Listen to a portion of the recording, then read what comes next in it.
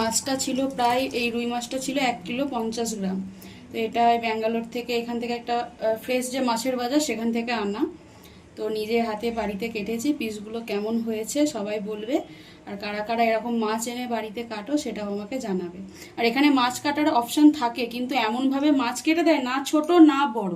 তাকে বললে যদি বাঙালি কাট, সে অর্ধেক বুঝতে পারে না, ছোট ছোট করে কেটে দেয়। যার কারণে আমি বাড়িতে এনেই মাছগুলোকে কাটি।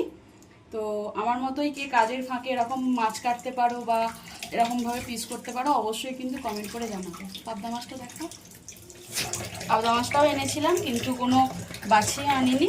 পাবদা মাছ বাছার তো কোনো ঝামেলাও থাকে না, শুধু পেট কেটে পটকাটা বার করে দিলেই হয়।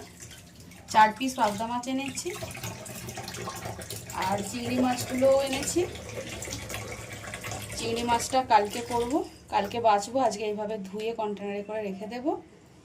অবশ্যই কিন্তু জানাতে ভুলবে না কারা এইভাবে মাছ বাড়িতে এনে পিস করো, আর আমার পিসগুলো কেমন হয়েছে সেটাও কিন্তু অবশ্যই জানাবে। আর মাছটা ছিল খুব ফ্রেশ, যার কারণে মাছের অল্প একটু তেলও কিন্তু বেরিয়েছে, পিত্তিটাও গলেনি।